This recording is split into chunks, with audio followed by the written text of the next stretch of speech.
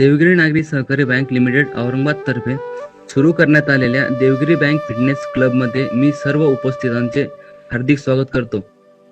आजच्या प्रशिक्षणाचे प्रशिक्षक श्री वैजनाथ डोमाळे व सौ सुनीता डोमाळे, बँकेचे माननीय अध्यक्ष श्री किशोरजी शितोळे, तसेच सर्व कर्मचारी वृंद व उपस्थितांचे मनपूर्वक स्वागत करून चला सुरुवात करूया आजच्या कार्यक्रमाला। सर्वांचे आरोग्य उत्तम असावे या सदेतूने बँकेचे माननीय अध्यक्ष श्री किशोर शितोळे यांच्या कल्पनेतून सदर क्लबची सुरुवात करण्यात आली आहे।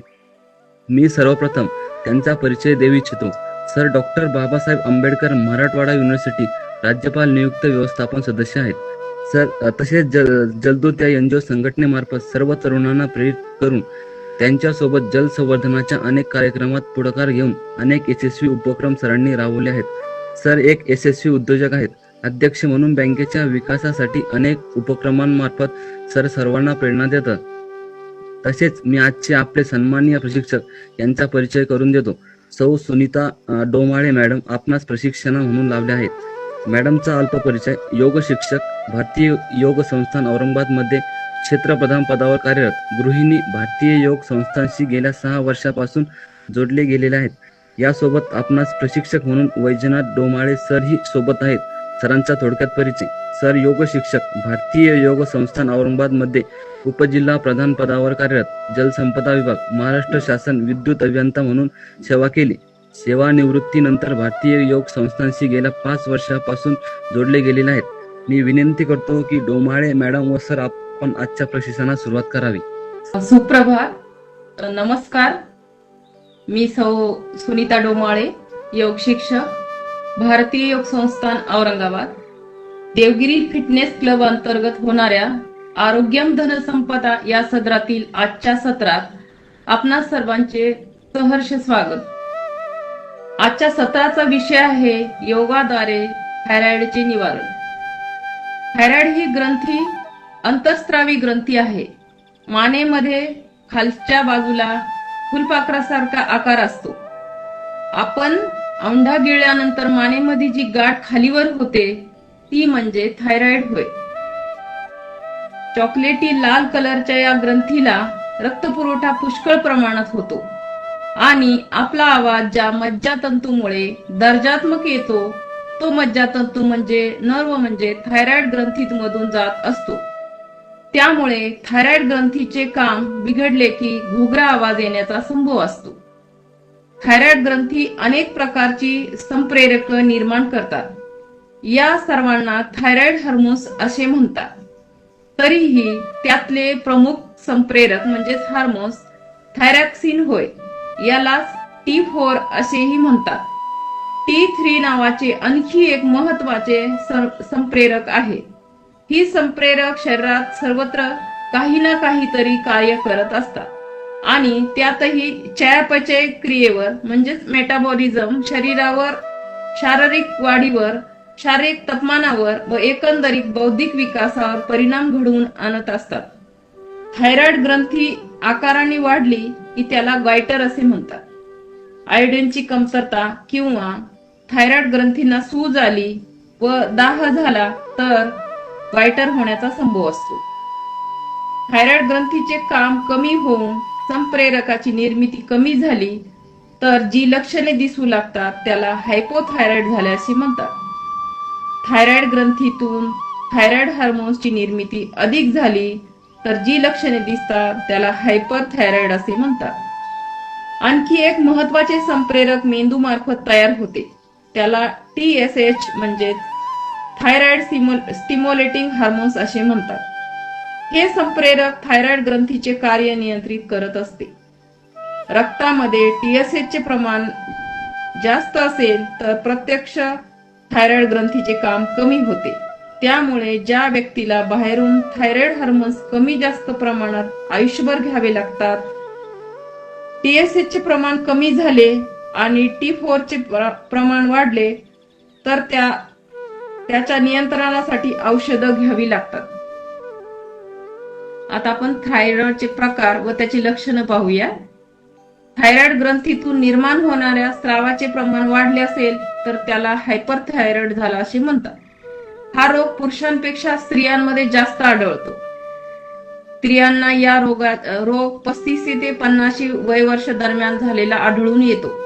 याची लक्षणे साधारणपणे बेचैन होणे, भुकेचे प्रमाण वाढणे, वजन कमी होणे, क्रोध येणे, चिडचिडेपणा वाढणे, हृदयाची धडधड वाढणे, घाम येणे, झोप न लागणे इत्यादी आढळून येतात.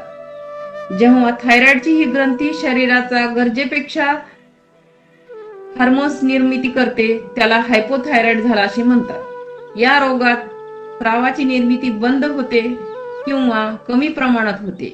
या आजाराच्या रोग्यामध्ये खालीलप्रमाणे लक्षणे आढळून येतात.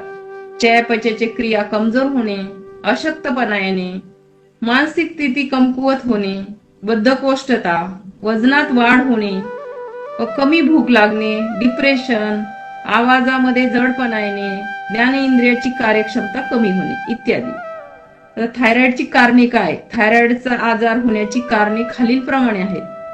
शरीरात थायरॉइड विरोधी प्रतिद्रव्य म्हणजे अँटीबॉडीज निर्माण झाल्यामुळे थायरॉइड ग्रंथी आक्रसून जाते व परिणामी त्याचे कार्य कमी होते. हे प्रमाण पुरुषांपेक्षा महिलांमध्ये जास्त आढळून येते.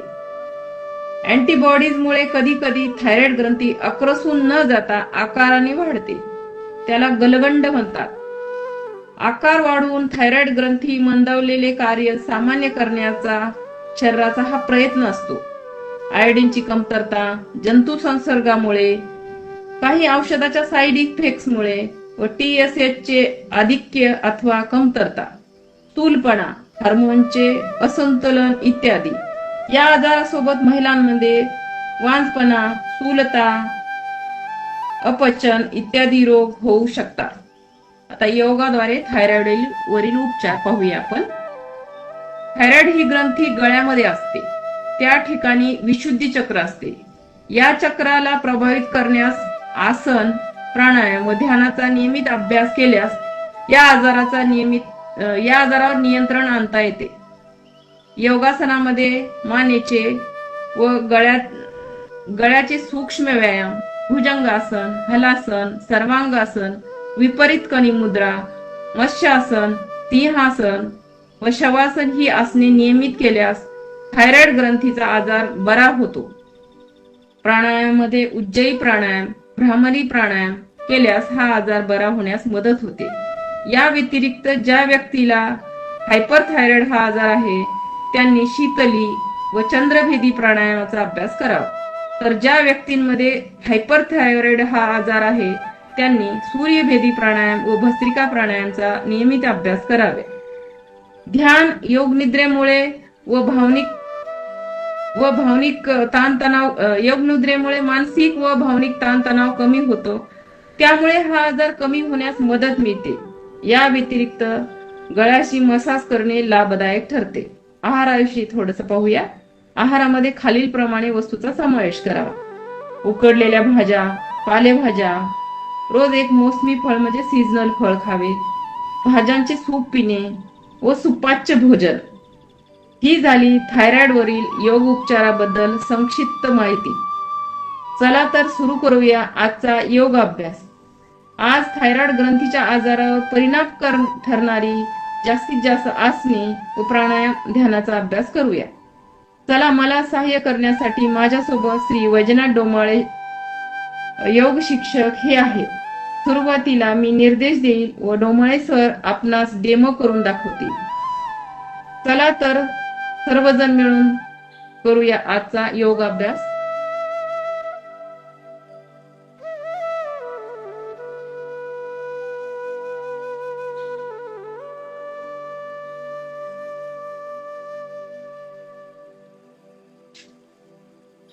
प्रथम करूया मानेचे सूक्ष्म व्यायाम यानी कि ग्रीवा संचालन. ग्रीवा संचालन के लिए पैरों में थोड़ा अंतर, दोनों हाथ कमर पर, चारों उंगलियां आगे, अंगूठा पीछे की ओर, श्वास निकालते हुए गर्दन को आगे की ओर झुकाना है, सिर को, थोड़ी को वक्षस्थल पर लगाना है, श्वास भरते हुए पीछे की ओर, गले के ऊपर पूरा तनाव आना चाहिए। थायराइड ग्रंथि को मसाज मिलती है। श्वास निकालते हुए नीचे की ओर, श्वास भरते हुए पीछे की ओर, श्वास निकालते हुए नीचे की ओर, पीछे गर्दन पर आने वाला तनाव महसूस करें। श्वास भरते हुए पीछे की ओर, गले पर आने वाला तान महसूस करें। आखिरी बार करेंगे। श्वास निकालते हुए नीचे की ओर और श्वास भरते हुए पीछे की ओर। और आइए मध्य में कुशन रुके। अब सिर को द्वितीय चरण करेंगे गर्दन ग्रीवा संचालन का। गर्दन को दाएं और बाएं झुकाना है, कान लगाना है। श्वास छोड़ते हुए सिर को दाईं ओर झुकाते हुए दाया कान दाएं कंधे को नजदीक लाना। कंधे ऊपर ना उठे। कुशन रुके। श्वास भरते हुए मध्य में, श्वास निकालते हुए बाईं ओर। कान कंधे को लगाना है, ना कि कंधा ऊपर उठे। मध्य में श्वास निकालते हुए दाईं ओर, श्वास भरते हुए मध्य में, श्वास निकालते हुए बाईं ओर। मध्य में आखिरी बार करेंगे। श्वास निकालते हुए दाईं ओर।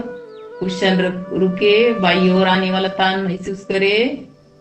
मध्य में और बाईं ओर, दाईं ओर आने वाला तान महसूस करें। गले पर पूरे गले की मालिश होती है। थायराइड ग्रंथि पर बहुत ही अच्छा असर होता है। आइए मध्य में कुशन विश्राम, वही स्थिति रहेगी। अब तृतीय चरण करेंगे। गर्दन को सिर्फ दाईं और बाईं ओर घुमाना है। श्वास निकालते हुए गर्दन को दाईं ओर घुमाए, थोड़ी कंधे के ऊपर। कुशन रुके। आइए मध्य में बाईं ओर, श्वास निकालते हुए गर्दन को घुमाए ज्यादा से ज्यादा। तनाव महसूस करे दाईं ओर। मध्य में, दाईं ओर, मध्य में, बाईं ओर, मध्य में। आखिरी बार करेंगे। श्वास निकालते हुए दाईं ओर, बाईं ओर आने वाला तान महसूस करें। आइए श्वास भरते हुए मध्य में, श्वास निकालते हुए बाईं ओर, दाईं ओर आने वाला तान महसूस करें। गले की ग्रंथियां को अच्छा मसाज मिलती है। आइए मध्य में और विश्राम। ग्रीवा संचालन का चतुर्थ चरण करेंगे। ग्रीवा को वृत्ताकार घुमाना, यानी कि गर्दन को गोलाकार घुमाना है। पहले श्वास निकालते हुए नीचे की ओर, फिर दाईं ओर, पीछे की ओर, बाईं ओर और नीचे की ओर। एक राउंड हो, ऐसे 4 राउंड करेंगे अपनी अपनी गति अनुसार। धीरे धीरे करें, बिल्कुल गर्दन को झटका ना दे। पूरे गले की ग्रंथियां खुल जाती है और अच्छी सी मसाज मिलती है थायराइड ग्रंथि को। आइए मध्य में अब विपरीत दिशा से करेंगे। नीचे की ओर, बाईं ओर, पीछे की ओर, दाईं ओर और नीचे की ओर। एक राउंड हुआ और 4 राउंड करें अपने अपने गति अनुसार और धीरे धीरे करें। बिल्कुल गर्दन को झटका न दे। अत्यंत धीरे धीरे सिर को, छाती को पीछे की ओर और दाईं ओर बाईं ओर लगाए। 4 राउंड होने के बाद विश्राम। और आइए अपने आसन पर बैठ जाइए। सुखासन, पद्मासन, किसी भी सुविधाजनक आसन में बैठे। हो सके तो जिन्हें संभव है वो पद्मासन लगाए, जिन्हें संभव नहीं वो सुखासन, अर्ध पद्मासन, कोई भी आसन में बैठ सकते हैं। हम करेंगे गहरा लंबा श्वास। गहरा लंबा श्वास से हमारी गले की ग्रंथियां एकदम सहज और सुलभ हो जाती है। करेंगे गहरा लंबा श्वास भरे और श्वास छोड़े। श्वास को सामान्य करें। अब श्वास को अधिक से अधिक बाहर निकाले धीरे धीरे। पेट की मांसपेशियों को अंदर की ओर ले जाए, इतना कि नाभि मूल रीढ़ पर लगे। कुशन आंतरिक कुंभक में रुके, पेट को ढीला करके क्षणे क्षणे कंठ तक आनंद पूर्वक श्वास भरे। इस दौरान मूल बंद लगा रहेगा। मूल बंद यानी निष्कासन अवयव को ऊपर की ओर खींचना। ये 1 राउंड हुआ, ऐसे 5 राउंड करे। अधिक से अधिक श्वास बाहर, पेट का संकोचन, नाभि मूल रीढ़ पर लगाने का प्रयास, कुशन रुकना है। सहन न होते हुए आनंद पूर्वक कंठ तक श्वास भरना है। अपने अपनी गति अनुसार आवृत्तियां दोहराए। श्वास गहरा तथा लंबा हो, ज्यादा से ज्यादा भरे और ज्यादा से ज्यादा छोड़े। अधिक से अधिक पेट खाली करके पेट को अंदर की ओर ले जाना है। इससे डायफ्राम की गति बढ़ती है, पाचन अच्छा बनता है। गहरे श्वास में पेट, मध्य तथा फेफड़े प्रभाव में आते हैं। लंबा श्वास कुंभक की अवस्था बढ़ाने में नियंत्रण। और पैर से नख से लेकर सिर की चोटी पर्यंत प्राण का समान रूप से विचरण होता है और फलस्वरूप रक्त भ्रमण के परिपूर्ण होने से समग्र अंग एवं प्रणालियां स्वच्छ होती है और आगे की क्रिया सहज होती है और एकाग्रता में सहयोग।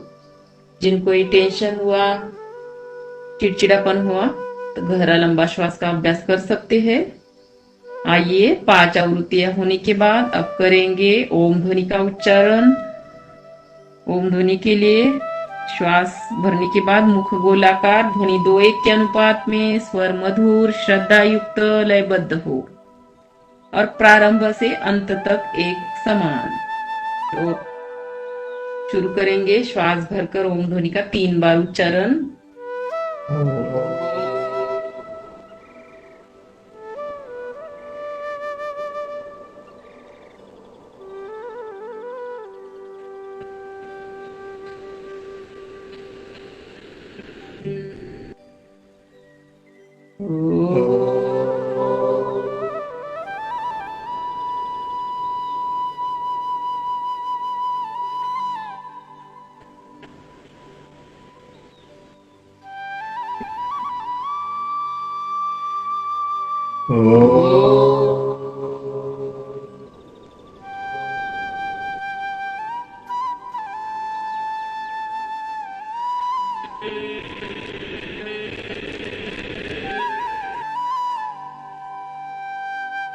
ओम ध्वनि से मन की एकाग्रता बढ़ती है और मस्तिष्क के सभी अवयव प्रभाव में आते हैं।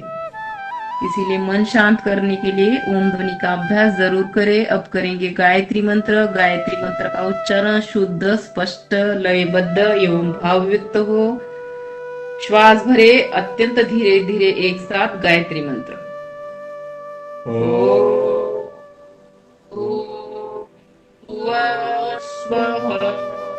तत्सवितुर्वरेण्यं भर्गो देवस्य धीमहि धियो यो नः प्रचोदयात्। गायत्री मंत्र का अर्थ, हे प्राण, पवित्रता और आनंद के देने वाले प्रभु, आप सर्वज्ञ और सकल जगत के उत्पादक है। हम आपके उस उत्तम पापविनाशक ज्ञान स्वरूप तेज का ध्यान करते हैं जो हमारी बुद्धियों में प्रकाशित रहता है। आप सदैव हमारी बुद्धियों में प्रकाशित रहे और हमें सत्कर्म की ओर प्रेरित करते रहे। कुछ क्षण शांत बैठे, किए हुए ओम ध्वनि और गायत्री मंत्र की अनुभूति करे। अब दोनों हाथों का घर्षण करे, उत्पन्न ऊर्जा मुखमंडल को प्रदान करे। पद्मासन खोले, टखनों की हल्की सी मालिश करे, आंखें खोले और हो सके तो बिना हाथ का सहारा लेते हुए अपने आसन पर खड़े हो जाइए। अब करेंगे अर्ध चक्रासन। इस आसन में शरीर की आकृति आधे चक्र जैसी बनती है, इसीलिए इसे अर्ध चक्रासन कहा जाता है। निषेध, जिन्हें चक्कर आता है वो ये आसन ना करे। बाकी साधक पैरों में 3 या 4 इंच की दूरी बनाकर खड़े हो जाए। भुजाएं शरीर के साथ, कमर से निचले हिस्से को में रीढ़ पर दोनों अंगूठियां रखते हुए उंगलियां आगे की ओर, सिर को पीछे की ओर अधिक से अधिक झुकाए। गर्दन की मांसपेशियों पर आने वाला खिंचाव महसूस करे, अनुभव करे। अब श्वास भरते हुए कटी प्रदेश से कमर से पीछे की ओर अधिक से अधिक झुके। कुशन स्थिति में रुकने का प्रयास, इसे गले के ग्रंथियों पर तान आता है, थायराइड ग्रंथि पर। पूर्ण स्थिति में कुशन रुकने का प्रयास, श्वास रोकते हुए श्वास निकालते हुए धीरे धीरे पूर्व अवस्था में वापस और विश्राम। कुशन रुकने का प्रयास, इसे हमारा मेरुदंड लचीला बनता है, फेफड़ों में वायु कुपिकाएं तथा मांसपेशियां हृदय की मजबूत बनती है। आइए अब करेंगे सूर्य नमस्कार। सूर्य नमस्कार के लिए स्थिति बना ले। आसन के 2/3 भाग को पीछे छोड़कर 1/3 भाग पर खड़े हो जाइए। एड़ियां मिली, पंजे खुले, दोनों हाथ शरीर के साथ सटे हुए, शरीर एकदम सीधा। दोनों हाथों को ऊपर ले जाते हुए हाथों की प्रणाम मुद्रा करें।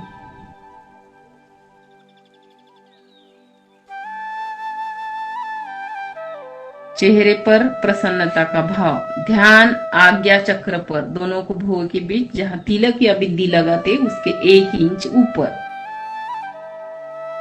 श्वास भरते हुए हिरण्यगर्भाय के रूप में हम आह्वान करेंगे सूर्य भगवान का। हिरण्यगर्भाय नमः। श्वास भरते हुए दोनों हाथ कानों से सटाते हुए आकाश की ओर ताने। भुजाएं इतनी कंधों जितनी चौड़ाई, भुजाएं एवं गर्दन एक साथ कमर के पीछे। ध्यान विशुद्धि चक्र पर, कंठ के पीछे रीढ़ पर। गले पर आने वाला तान महसूस करे। थायराइड ग्रंथि पर बहुत ही अच्छा लाभकारी आसन है।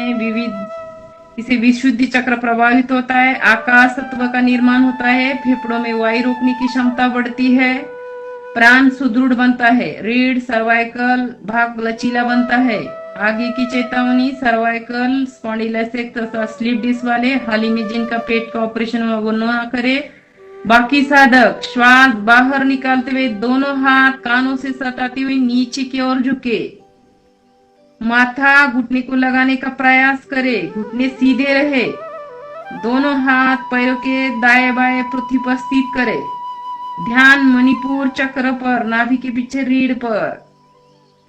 मणिपुर चक्र प्रभावित होता है, जठर अग्नि तेज होता है, पैरों की साइटिका नाड़ी स्वाभाविक स्थिति में आते। माथा घुटने को लगाने से कमर का निचला भाग अधिक स्वस्थ एवं लचीला बनता है। श्वास भरते हुए राइट पैर दाएं पैर को अधिक से अधिक पीछे ले जाए। घुटना पृथ्वी से थोड़ा ऊपर, पंजा खड़ा, कमर नीचे, छाती आगे, गर्दन पीछे, अश्व संचालन की स्थिति। ध्यान स्वादिष्टान चक्र पर, जननेंद्रिय के पीछे रीढ़ पर। स्वादिष्टान चक्र प्रभावित होने से रक्त का भ्रमण नियंत्रित, पेट के अंतर्गत सभी अंग जिगर तिली सक्रिय। अब सांस बाहर निकालते हुए बाएं पैर को अधिक से अधिक पीछे ले जाए। एड़ियां मिलाकर पंजे पृथ्वी पर लगाए। थोड़ी कंठकूप में लगी रहे। ध्यान सहस्त्रार चक्र पर, माथे की चोटी पर। एड़िया पृथ्वी पर लगाने से पिंडलियों के सभी विकार दूर। थोड़ी कंठकूप में लगाने से थायराइड ग्रंथि प्रभाव में, जिसके कारण रक्त में हार्मोन सहज रूप से मिलता है। सहस्त्रार चक्र प्रभावित होने से आनंद का अनुभव होता है। यही स्थिति भी थायराइड के लिए अत्यंत लाभकारी है, क्योंकि रक्त में हार्मोन सहज रूप से मिलता है ग्रंथि प्रभावित होने से। श्वास भरते हुए शरीर को इस प्रकार ले जाए कि एड़ी से सर तक का भाग सीधा रहे। पहले घुटने, फिर छाती, तत्पश्चात माथा पृथ्वी पर लगाए। पेड़ थोड़ा ऊपर उठा रहेगा, नाक भी जमीन से ऊपर उठा रहेगा। ध्यान अनाहत चक्र पर, हृदय के पीछे रीढ़ पर। आठों अंग पृथ्वी पर लगाने से मस्तिष्क में रक्त की प्रचुर पूर्ति होती है, अहंकार घटता है, विनम्रता आती है, हृदय पुष्ट होता है और भावनिक विकास होता है। कलाई, भुजबली, पंजे, टखने, फेफड़े प्रभाव में आते नहीं, नीचे नहीं लटकती और पाचन प्रक्रिया सक्रिय होती है। श्वास भरते हुए शरीर को आगे सरकाते हुए कमर नीचे, छाती आगे, घुटने पृथ्वी पर, एड़ी पंजे मिले, पंजे तन।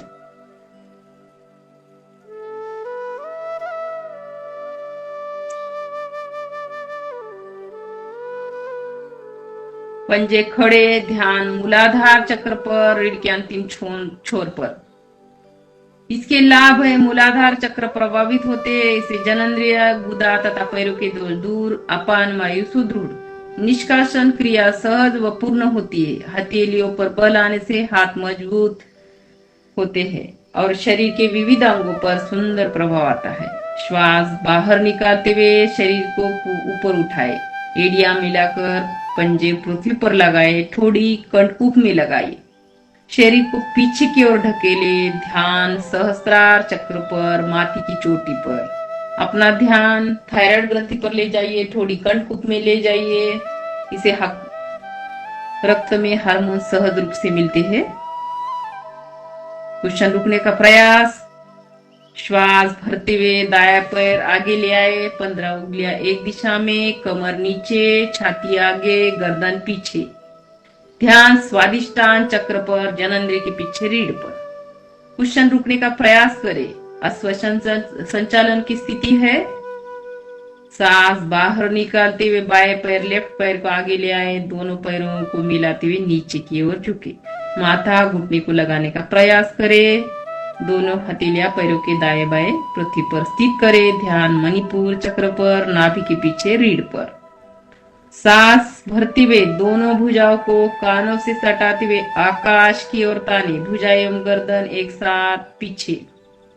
ध्यान विशुद्धि चक्र पर, जहां जहां हमारा विशुद्धि चक्र प्रभावित होता है, थायराइड के लिए वही आसन अत्यंत लाभकारी होते हैं।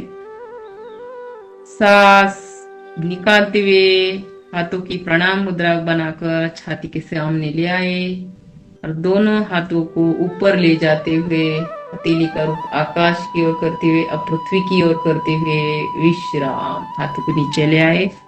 अब शवासन। शवासन में पीठ के बल लेटे, शरीर ढीला,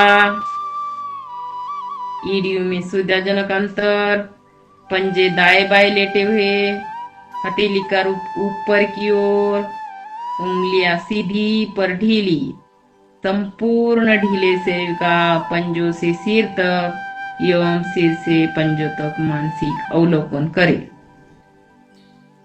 हमने 7 आसनों का अभ्यास किया है सूर्य नमस्कार में। हमारे पूरे 7 चक्र प्रभावित हुए हैं।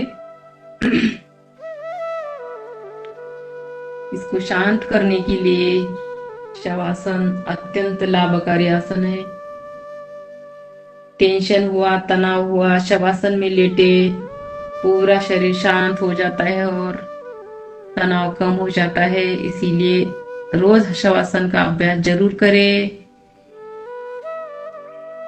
इसे संपूर्ण अंग शिथिल, इंद्रिया अंतर्मुखी, मन शांत, थकान दूर होती है और संपूर्ण शरीर के अंग में रक्त पोषित होते हैं।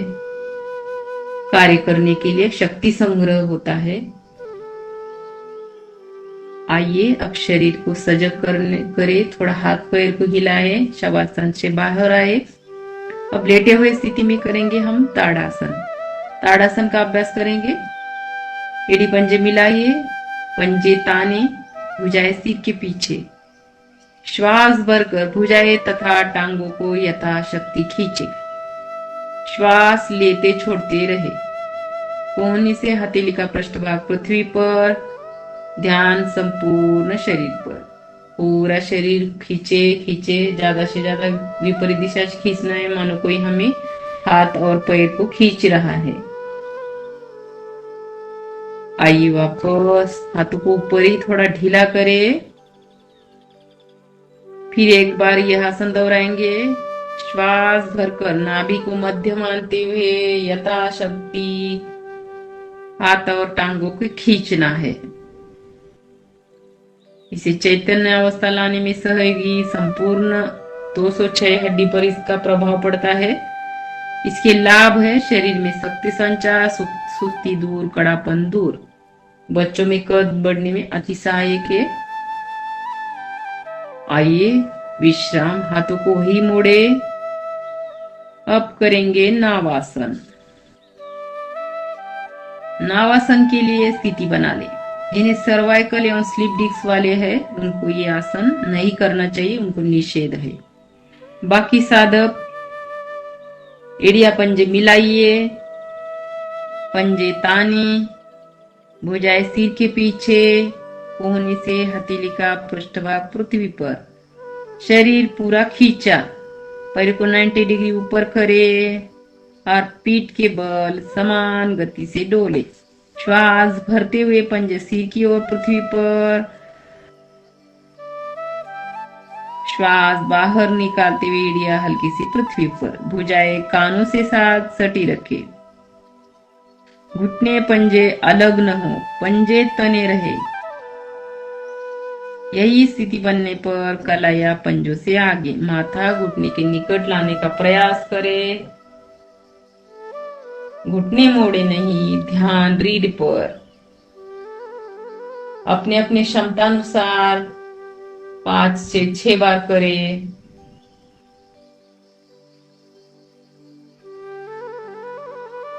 आइए वापस कुशन लेटे हुए स्थिति में विश्राम करें।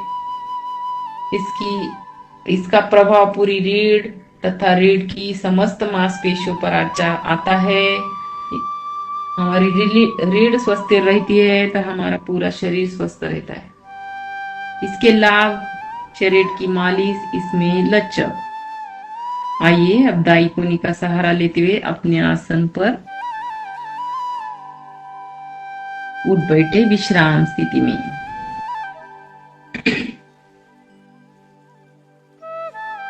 अब करेंगे वज्रासन। वज्रासन के लिए स्थिति बना ले। एड़ी पंजे मिले,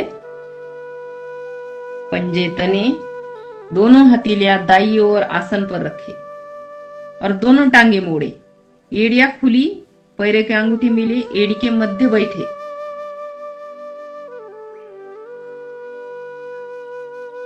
कमर गर्दन सीधी, हथेलियां घुटनों पर, आंखें कोमलता से बंद, चेहरे पर प्रसन्नता का भाव।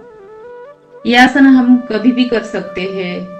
खाना खाने से पहले करेंगे तो भूख अच्छी लगती है, खाना खाने के बाद करेंगे तो पाचन अच्छा बनता है। इसका कम से कम 10 मिनट अभ्यास जरूर करें। एक में आसन है कि खाना खाने के तुरंत बाद कर सकते हैं, टीवी देखते समय, पेपर पढ़ते समय, बातें करते समय। इसे हमारे मांसपेशियों की प्रणाली की पिंडलियों की मांसपेशियां अति महत्वपूर्ण रहती है और इन पे दबाव पड़ने से गंदे खून को हृदय की ओर ले जाने में सहयोग मिलता है। इसका प्रभाव पिंडली की मांसपेशियां, पेड़ों की नीचे की नसें और वज्र नाड़ी पर आता है। इसके लाभ है पिंडलियों की मांसपेशियां चयापचय सक्रिय, पाचन सशक्त और एकाग्रता में सहयोग, वेरिकोस वेन्स के दोष दूर। कुछ विश्राम करें इस आसन में। यही आसन में हम करेंगे अर्ध उष्ट्रासन। अर्ध उष्ट्रासन के लिए वज्रासन में बैठे हम करेंगे अर्ध उष्ट्रासन का अभ्यास। दोनों घुटनों के ऊपर खड़े हो जाए, कंधों इतनी दूर ले जाए, पैरों में समांतर पंजे लेटे हुए, दोनों हाथ कमर पर, अंगूठे रीढ़ पर, चारों उंगलियां आगे। श्वास भरते हुए कमर से अधिक पीछे की ओर झुके। इससे हमारे गले पर, मांसपेशी और गले की ग्रंथियों पर और थायराइड ग्रंथि पर अच्छा प्रभाव पड़ता है। अर्ध उष्ट्रासन से कुशन रोकने का प्रयास। आइए धीरे धीरे वापस और वज्रासन में विश्राम।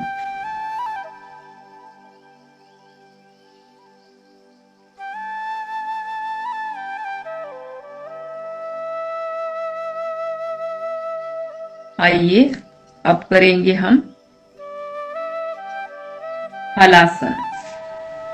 हलासन के लिए पीठ के बल लेटना है। आसन पर लेट जाइए।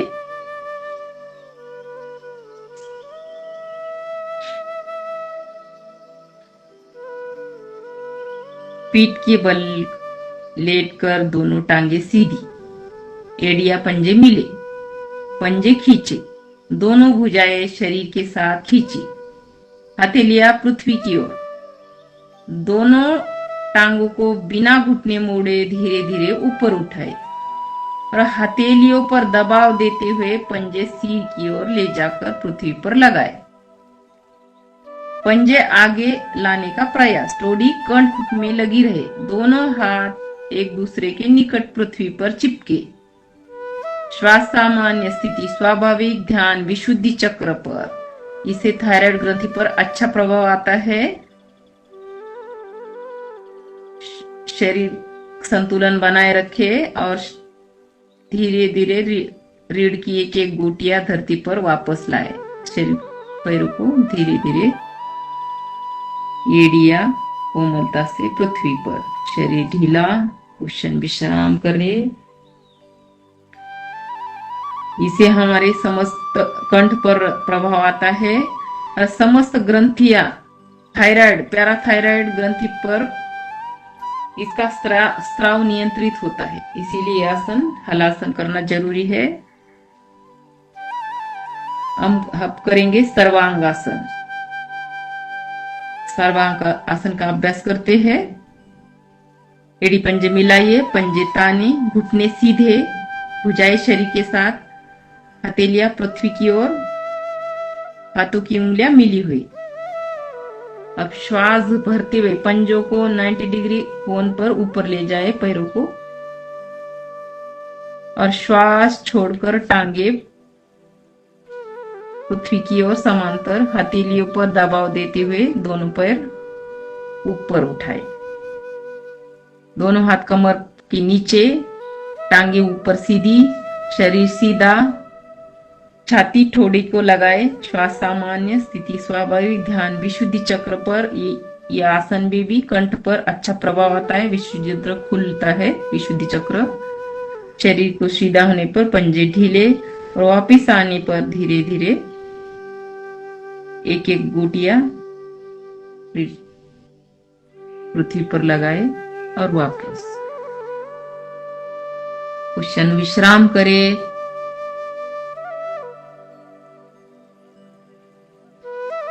इसका प्रभाव कंठ पर अच्छा आता है और इसे सर्वाइकल क्षेत्र में तथा कंठ पर प्रभाव आने से स्वर तंत्रिकाएं, गले की मांसपेशियां, टॉन्सिल यह स्वस्थ हो जाता है। आइए विश्राम होने के बाद हम करेंगे अब पीठ के बल का और एक आसन, मत्स्यासन। ये तीनों आसनों थायराइड ग्रंथि के लिए अत्यंत लाभकारी आसन है। मत्स्यासन के लिए स्थिति बना ले, पृथ्वी पर पीठ के बल लेटकर पद्मासन लगाए। अंगूठे वेग पकड़कर खींचे, जिनके घुटने पृथ्वी पर लगे। दोनों हथेलियों को कंधों के पास रख दे। धड़ को ऊपर उठाए, गर्दन मोड़े और अंगूठे वो पकड़े कि कुशन रुके। अब गर्दन को नीचे ले आए और दोनों हाथ नितंब के पास रखते हुए धड़ के बल उठे और गोलाकार घुमाए गर्दन को। गर्दन पर अच्छा प्रभाव आता है। मत्स्यासन में भी विपरीत दिशा से करें।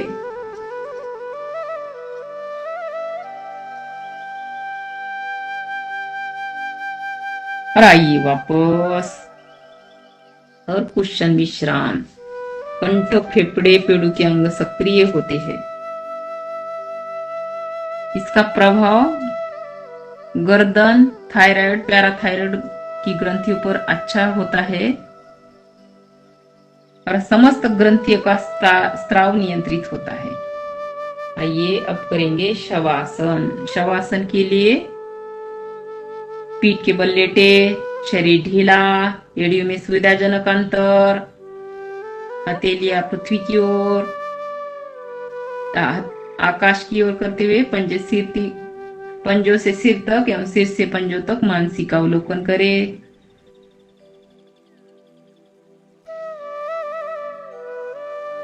इसे संपूर्ण शरीर, संपूर्ण प्रणालियां, संपूर्ण मन, इस पर अच्छा प्रभाव आता है। इसके लाभ है मानसिक तनाव दूर, इंद्रिय अंतर्मुखी और शक्ति संग्रह, उच्च रक्तचाप एवं हृदय रोगियों के लिए रामबाण, और मन स्थिर होता है शवासन में। शरीर को सजग करे और आगे के आसन लेने के लिए मैं डोमाले सर को आमंत्रित करती हूँ। वो प्राणायाम लेंगे सर।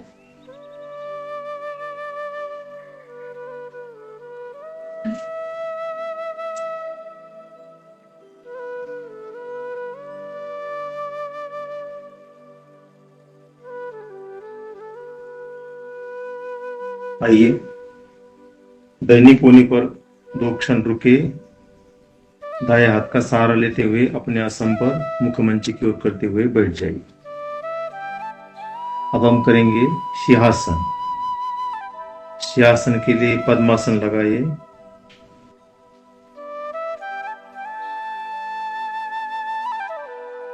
दोनों हाथ आगे करते हुए कलाइयां इस प्रकार मिलाए कि अंगुलियां घुटनों की ओर, कमर नीचे, जिह्वा बाहर, दृष्टि नासाग्र पर। मधुर स्वर करते हुए अधिक से अधिक श्वास निकाले।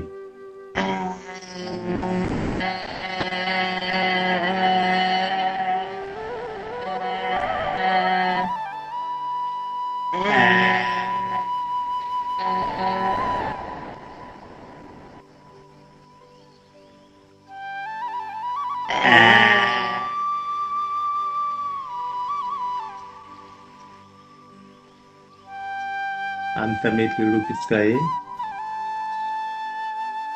उस स्थिति में वापस आकर कंठ के दाएं बाएं व मध्य भाग की मालिश करें।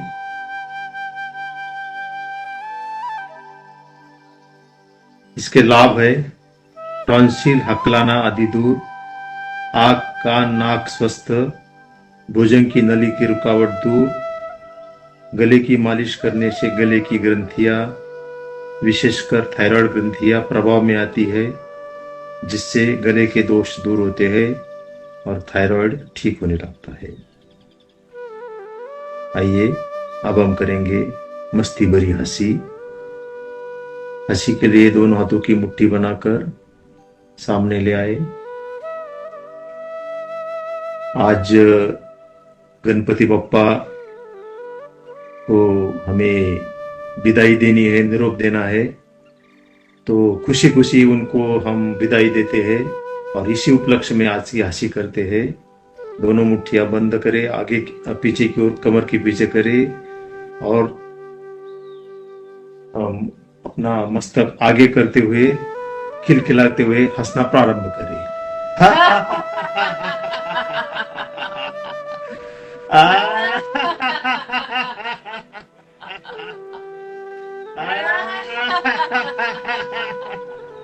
अंतिम बार। आइए शांत बैठिए। हंसने से संपूर्ण प्रणाली की सक्रियता तथा मन की प्रफुल्लता बढ़ती है। यही हंसी दिन भर अपने मुखमंडल पर रखे, खुद हंसे और दूसरों को भी हंसाए। हंसी यह मानव जाति के लिए भगवान की ओर से मिली हुई सबसे बढ़िया गिफ्ट है। आइए अब हम करते आज के प्राणायाम। आज के प्राणायाम में खासकर वही प्राणायाम लेंगे हम जिनका हमारे थायराइड ग्रंथि पर अच्छा प्रभाव पड़ता है और उससे उसके विकार दूर होते हैं। पहला प्राणायाम करेंगे उज्जयी प्राणायाम। उज्जयी प्राणायाम के लिए पद्मासन लगाइए।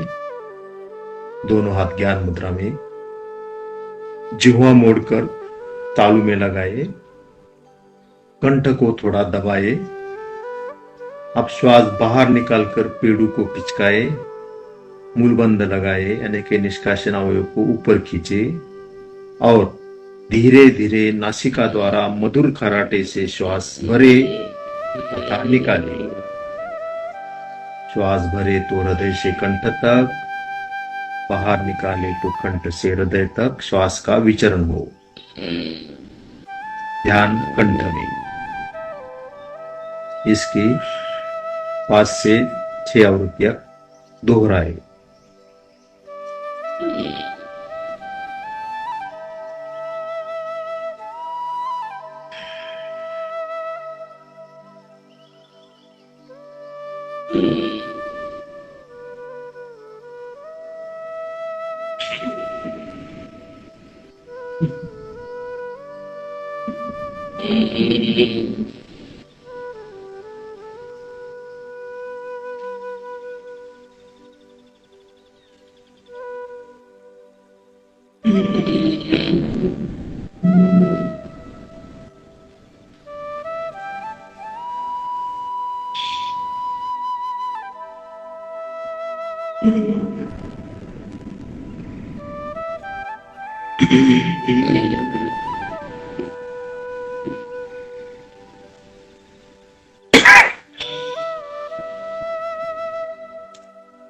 निश्चित आवृत्तियों के पश्चात आइए वापस दोनों हाथ ज्ञान मुद्रा में और शांत भाव से बैठे किए हुए उज्जयी प्राणायाम की अनुभूति करें। उज्जयी प्राण का प्रभाव हमारी घ्राण नली यानी कि ऑल फैक्ट्री कैनाल जो मस्तिष्क से सीधी संबंधित है, कंठ, हृदय और सभी चक्रों पर पड़ता है। इसके लाभ है मधुर ध्वनि मन की लघु लहरियों को समाप्त कर इसको शांत अवस्था में सहयोग देती है। स्वर सुरीला बनता है, हृदय पुष्ट होता है, फेफड़ों में ऑक्सीजन ग्रहण करने की क्षमता अधिक, कंठ, फेफड़े तथा उदर के दोष दूर, उच्च रक्तचाप में लाभकारी तथा खासकर हमारी थायराइड ग्रंथि की इसकी मसाज होती है तो इससे थायराइड के विकार चले जाते हैं। आइए आज अब हम दूसरा प्राणायाम करते हैं, चंद्रभीति प्राणायाम। चंद्रभीति प्राणायाम जिन्हें हाइपर थायराइड है उनके लिए बहुत ही लाभकारी है। इसके निषेध है जिन्हें निम्न रक्तचाप एवं अस्थमा है यानी कि लो बीपी और अस्थमा है, उन्होंने करना नहीं है, उनके लिए वर्जित है। और हृदय उच्च रक्तचाप वाले कुंभक ना लगाए यानी कि उन्होंने श्वास को रोकना नहीं है। बाकी साधक दोनों हाथों की प्राणायाम मुद्रा, दोनों हाथों की ध्यान मुद्रा बनाए। अब दाएं हाथ की प्राणायाम मुद्रा बनाए। प्राणायाम मुद्रा से अंगूठे से दाई नासिका को बंद करें, राइट नासिका को बंद करें। अब बाई नासिका यानी कि लेफ्ट साइड से धीरे से गहरा श्वास भरे। अब अनामिका से लेफ्ट नासिका भी बंद करें। यथाशक्ति कुंभक यानी कि श्वास को रोक के रखे। जितना देर संभव है उतना रोक के रखे। फिर राइट नासिका से धीरे पर गहरा श्वास बाहर करें। यह एक आवृत्ति हुई, ऐसी 10 आवृत्तियां करेंगे। चंद्रभीति प्राणायाम में लेफ्ट नासिका से भरना है, आंतरिक कुंभक करना है और राइट नासिका से उसे छोड़ना है। सिर्फ लेफ्ट से भरे और राइट से छोड़े। लेफ्ट से भरे, कुंभक में रुके, फिर राइट से छोड़े। ये क्रिया 8 से 10 बार दोहराए।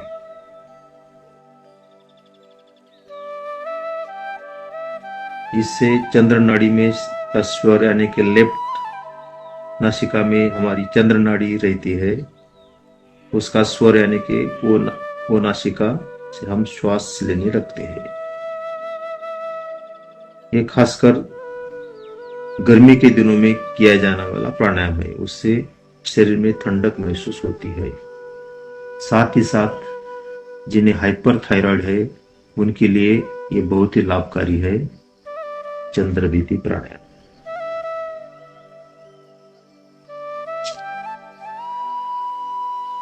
अपने अपनी क्षमता से, अपने अपनी गति से चंद्रविधि प्राणायाम करते रहे।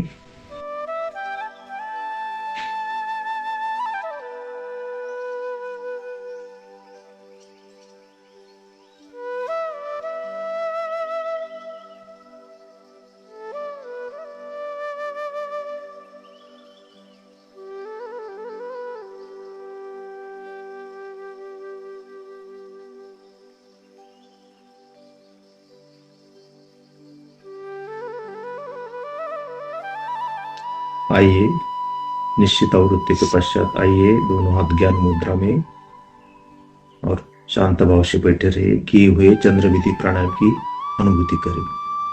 इसके लाभ थकावट दूर, पित्त शांत, उच्च रक्तचाप व हर्पीस जैसे रोग दूर और हाइपरथायरॉइड के लिए लाभकारी। इसी कड़ी में हम सूर्यवेदी प्राणायाम भी करते हैं। सूर्यवेदी प्राणायाम के लिए निषेध, जिन्हें उच्च रक्तचाप है वो उन्होंने भी ये प्राणायाम नहीं करना है। दमे के रोगी कर सकते हैं लेकिन उनके श्वास को नहीं रोकना, यानी कि कुंभक नहीं करना है। चंद्रवेदी प्राणायाम की विपरीत इसकी स्थिति है। बाया हाथ घुटने पर ज्ञान मुद्रा में, दाएं हाथ की प्राणायाम मुद्रा बनाए। अनामिका से बाई नासिका बंद करे और दाई नासिका से श्वास धीरे धीरे पर गहरा भरे। राइट नासिका से धीरे धीरे पर गहरा श्वास भरे। यथाशक्ति आंतरिक कुंभक यानी कि सांस को रोक के रखे। अपने अपनी क्षमता अनुसार रोक के रखना है। फिर सहन न होते हुए धीरे धीरे बाई नासिका यानी कि लेफ्ट नासिका से श्वास को धीरे धीरे बाहर करें। यह एक आवृत्ति हुई। ऐसी हम 5 से 6 आवृत्तियां बढ़ाएंगे। राइट नासिका से शक्ति से श्वास भरे और लेफ्ट नासिका से छोड़े। दाई से भरे आंतरिक कुंभक और बाई से छोड़े। अपने अपनी क्षमता अनुसार करें। इसका प्रभाव पैर के नख से लेकर सिर की चोटी पर्यंत होता है। इसके लाभ कंठ, जिह्वा, स्वर के दोषों में लाभ, शरीर में गर्मी का संचार। यह प्राणायाम ठंड के दिनों में किया जाने वाला प्राणायाम है। इससे हमारी सूर्य नाड़ी जो हमारी राइट नासिका से रहती है उसका स्वर चलने लगता है, यानी कि वो खुल जाती है राइट नासिका। वात, कफ शांत। जिन्हें पित्त की कमी है उनका पित्त बढ़ जाता है। रक्त, त्वचा के दोष दूर, पेट के कीड़े नष्ट, जठराग्नि तेज, निम्न रक्तचाप वालों के लिए लाभकारी। समस्त चक्र प्रभावित होने से कुंडलिनी शक्ति जागरूक करने में सहायक। और खासकर जिन्हें हाइपोथायराइड है उनके लिए ये प्राणायाम बहुत ही लाभदायक है।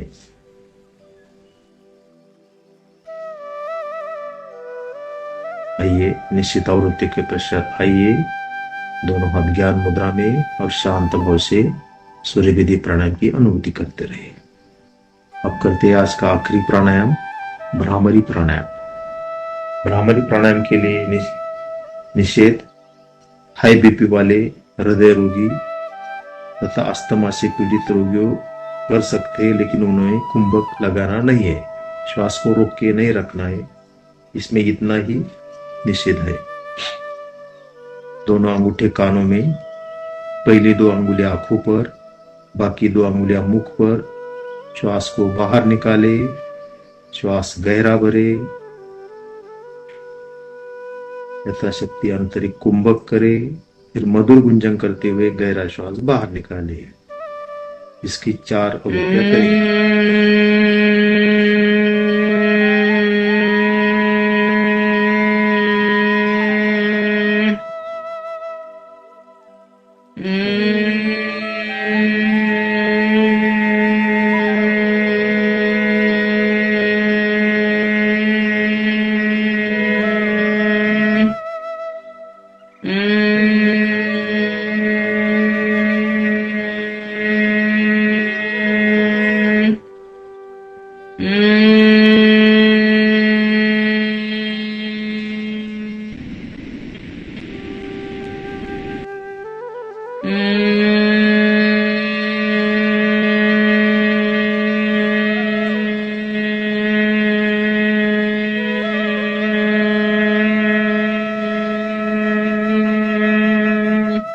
आइए वापस दोनों हाथ ज्ञान मुद्रा में किए हुए भ्रामरी प्राणायाम की अनुभूति करें। इसके लाभ मस्तिष्क संबंधी दोष दूर, जैसे अनिद्रा, तनाव आदि। साथ ही साथ हमारे तरंग जो वाइब्रेशन गले में आते हैं, उससे गले की ग्रंथियां अंतस्राव में सहयोग देता है और वो उनकी क्वालिटी में और मात्रा में सुधार होता है। आइए अब हम करेंगे ध्यान। ध्यान 5 कड़ियों में पद्मासन या किसी भी सुविधाजनक आसन स्थिति में बैठे, रीढ़ गर्दन सीधी, दोनों हाथ ज्ञान मुद्रा में, धीरे धीरे श्वास को दोनों नासियों से गहरा तथा लंबा आनंद पूर्वक भरे और धीरे धीरे सांस को छोड़े। पहले करते हैं लघु ओम 1-1 के अनुपात में। 2 बार सुने फिर जुट जाइए। ओम ओम ओम ओम ओम ओम ओम ओम ओम। मन ही मन ओम का जाप करें कुछ देर तक। सांसों को देखे, स्वाभाविक श्वास लेते छोड़ते रहे। आने वाले तथा जाने वाले सांस पर लक्ष्य केंद्रित करें।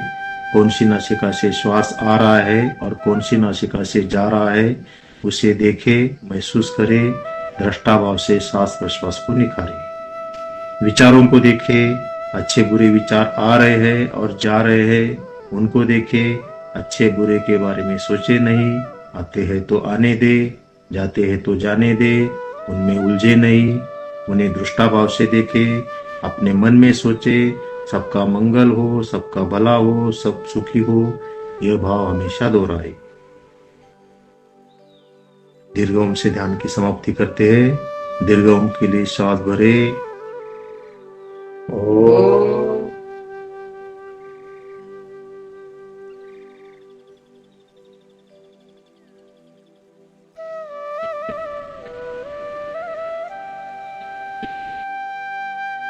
शांति पाठ सभी एक साथ। ओम शांति अंतरिक्ष द्वं शांति पृथ्वी शांतिराप शांतिरोषधय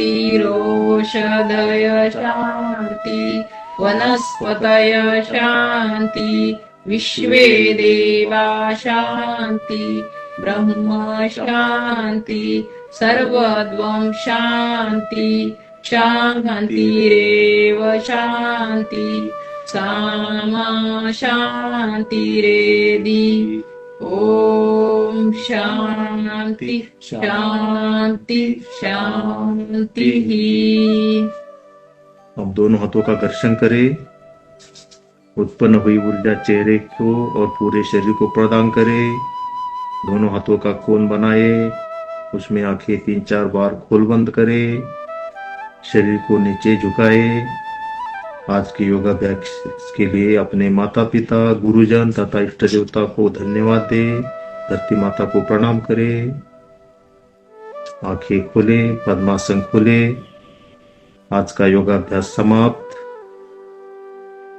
आज देवगिरी बँकेतर्फे आजच्या योग सत्रामध्ये आम्हाला सहभागी होण्याची आणि आपल्याकडून योगाभ्यास करून देण्याची संधी दिल्याबद्दल देवगिरी बँकेचे अध्यक्ष श्री किशोरजी शितोळे तसेच सर्व अधिकारी वर्ग व सहभागी साधक यांचे आम्ही दोघे आभारी आहोत. धन्यवाद. धन्यवाद डोमाळे मॅडम आणि सर. आपण दिलेल्या अत्यंत उपयुक्त मार्गदर्शनाबद्दल सर्व उपस्थितांचे आभार. पुन्हा भेटूया पुढच्या शुक्रवारी पुढील सत्रात. धन्यवाद. देवगिरी नागरी सहकारी बँक लिमिटेड औरंगाबाद पारदर्शकतेसह विश्वासार्ह आणि सर्वोत्तम आर्थिक सेवा देणारी बँक म्हणून सुपरिचित असून सामाजिक उपक्रमातही नेहमी अग्रेसर असते. बँकेने आर्थिक आरोग्यासोबतच शारीरिक आणि मानसिक आरोग्य जपण्यासाठी सामाजिक बांधिलकीच्या भावनेतून सर्वांच्या सुदृढ आणि निरोगी आरोग्यासाठी देवगिरी बँक फिटनेस क्लब हा अभिनव उपक्रम हाती घेतला आहे. सर्वांनी आपल्या आर्थिक उन्नतीसाठी देवगिरी बँकेच्या विविध सुलभ सेवांचा लाभ नक्की घ्यावा. त्यासोबतच आपले आरोग्य उत्तम ठेवण्यासाठी फिटनेस क्लबच्या विविध उपक्रमांमध्ये सुद्धा सहपरिवार सहभागी व्हावे ही आग्रहाची विनंती. चला तर मग देवगिरी बँकेसोबत वाटचाल करूया आर्थिक आणि आरोग्य संपन्न आयुष्याकडे.